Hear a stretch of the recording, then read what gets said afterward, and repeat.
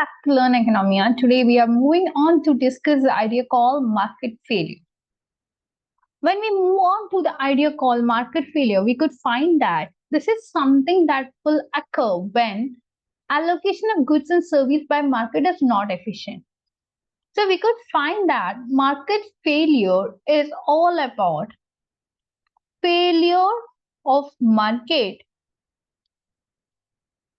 when it deals with its inability to capture complete information regarding a product.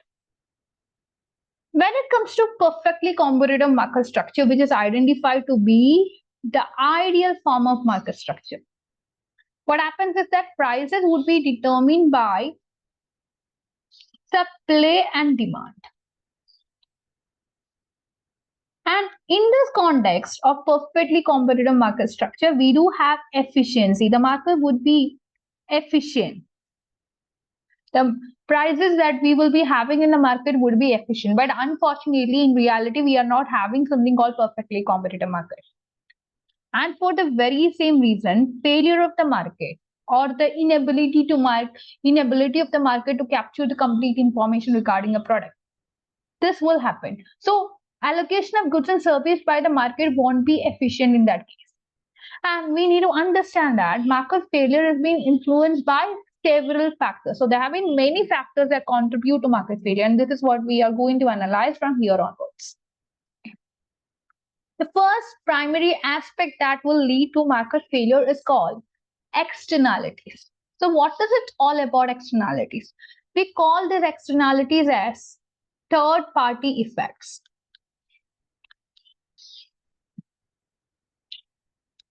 So this means whenever there is a production or consumption that is happening, the production unit or consumption unit will be affecting or influencing some other persons or entities as well, who might not be directly involved in transaction. And the process of this kind of impact is something that might not be reflected in terms of numerical aspect. That means the effect that is being created, this effect cannot be explained in terms of number, cannot be explained in terms of number. For example, we can talk about a factory. So what does this factory do? This factory will engage in production, right? It will produce certain commodities. At the same time, it will be causing some pollution to the economy. In most of the instances, this would be happening. Either air pollution or water pollution or land pollution or pollution in multiple forms, whatever it is, pollution would be there. So you could find that this pollution is a cost on society. The people who live in the nearby areas, especially, they will be suffering from this pollution. And definitely this pollution can harm the public. So it will be reducing the welfare of people. Welfare would be coming down. But what happens to the factory? You cannot tell the factory to give some money to the people who are living nearby this factory area so as to cover the loss of welfare that they are having. So what will happen if the factory is polluting, at the same time it is giving some monetary benefit to the people? So do you think that the monetary benefit that the factory is giving to the public is something equivalent, exactly equivalent to the kind of loss that the factory is creating for the public? Sometimes what happens is that a person who is suffering from asthma would be living nearby the factory, and this person might be developing some severe complications, and sometimes the person might lose his life as a result of this poisonous emission by the factory. So can you relate this loss of his family members with some money which you could consider as an equivalent value of the loss of the family. Actually, this will not happen. So definitely what happens is that pollution from factory impose a cost on society for which you cannot compensate. Monetary valuation cannot be done. Compensation in actual amount or in equivalent amount cannot be made. And even when the factory sells its products in the market, this cost in society is not reflected there. So that again is a problematic scenario as far as externality is being concerned. So when there is externality, what happens is that there would be inability to go for a numerical valuation. So factory is one economic unit and it is influencing another economic unit called the society. And this is all about a negative impact. So externalities can be sometimes positive, but now we are talking about some negative externality. So negative externality is always complicating. It is very complex. Negative externality means it is creating some negative impact on the economy. So this is something that has to be handled with care. So when externality happens, definitely the market fails. The market won't be going for efficient allocation of resources. So that is one important aspect leading to market failure. The next important aspect leading to market failure is called public goods. So what are public goods? Public goods are those commodities which has got commodities or services which will be having the characteristic features of non-excludability and non-rivalry. So what is non-excludable? Non-excludable means you cannot exclude a person from consuming. Cannot exclude a person from consume. So that is excludable. He might not be making a payment to consume this good, and even if he is not making a payment, you cannot exclude this person.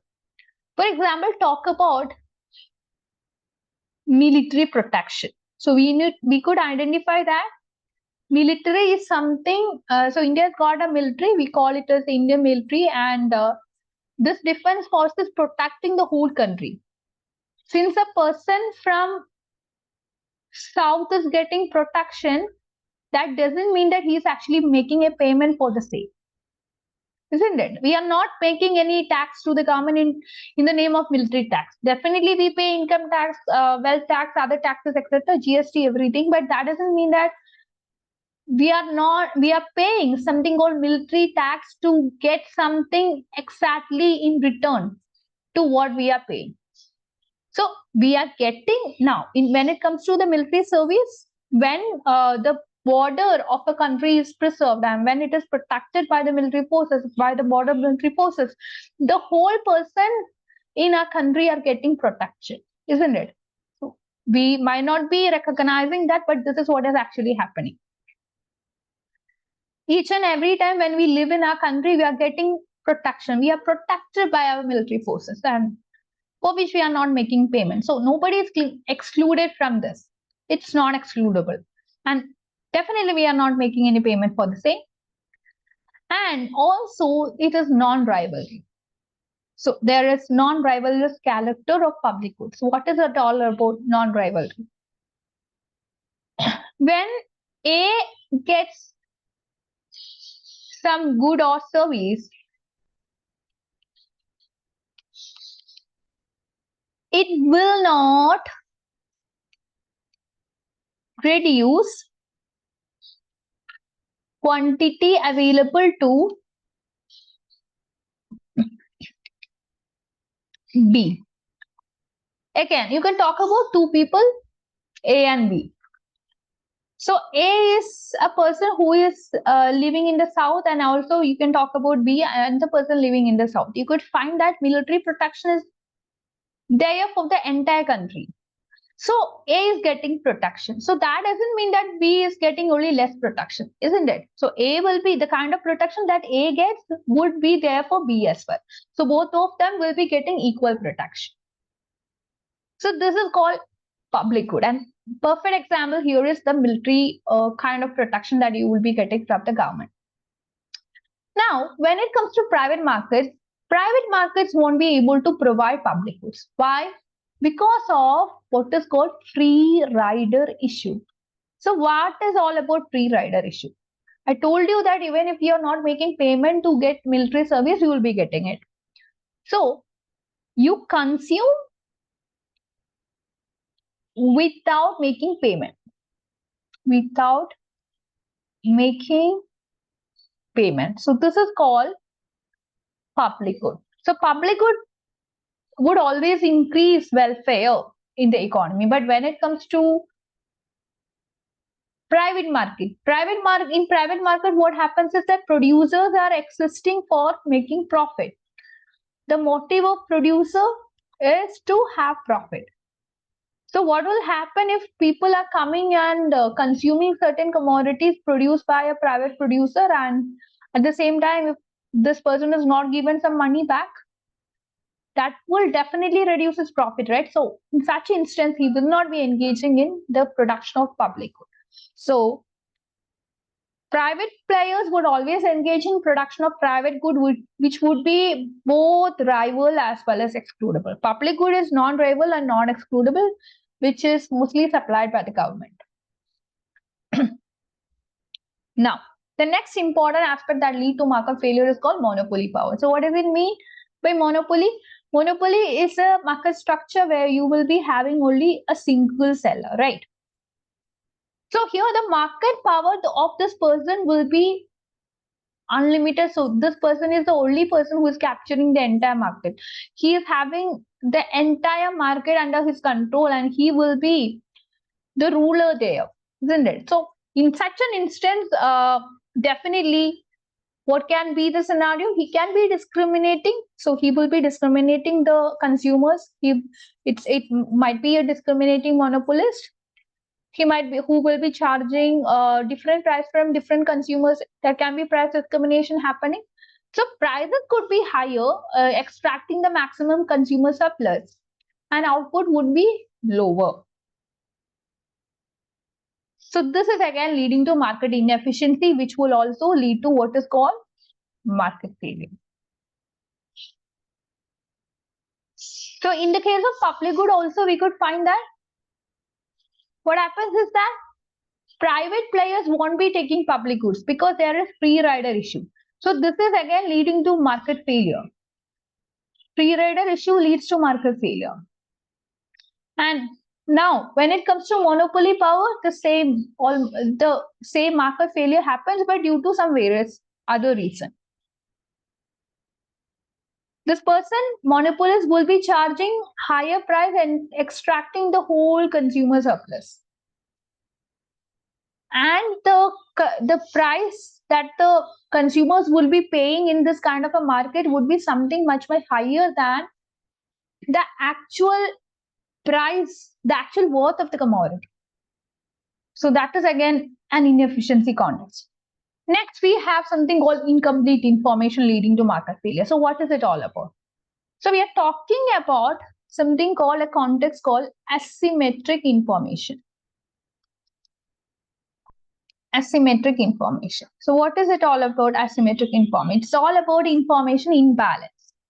So if you have two persons engaging in some transaction, a seller and a buyer, you could understand that if you're talking about especially some second-hand goods, what happens in the case of second-hand goods? The seller, he has used the commodity for a while, and for the very same reason, he has got more information regarding the product, right? We'll just talk about some second-hand vehicle or something. So the seller will be having more information, but most probably what the seller would be doing is that if he has some urgency to sell the product, he will be hiding the actual details regarding the product from the buyer. And for the very same reason, the buyer, since he's having lesser information, he might be to an extent trusting the words of the seller, not completely, but to an extent trusting the words of the seller, and might end up in loss. So the buyers here might not be having enough information or complete information to make some informed decision, and for the very same reason, the party who has got more information,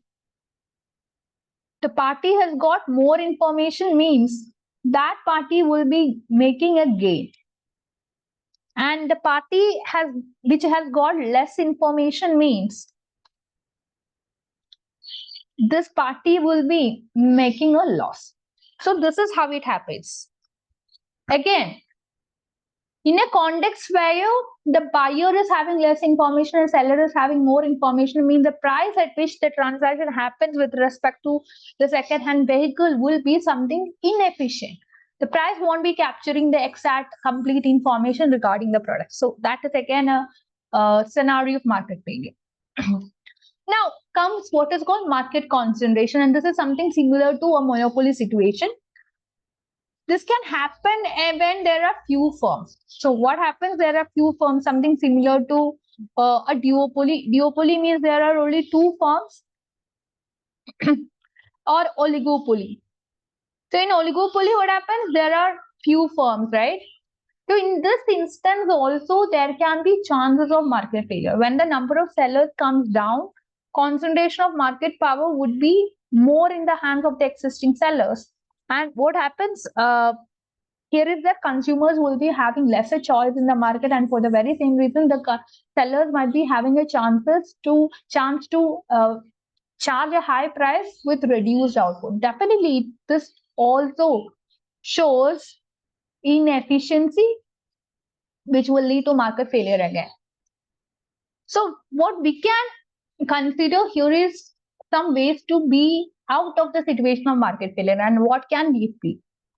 Strict and strong intervention by the government is something always recommended to correct inefficiencies. And once we correct these inefficiencies, definitely market failure will also get corrected.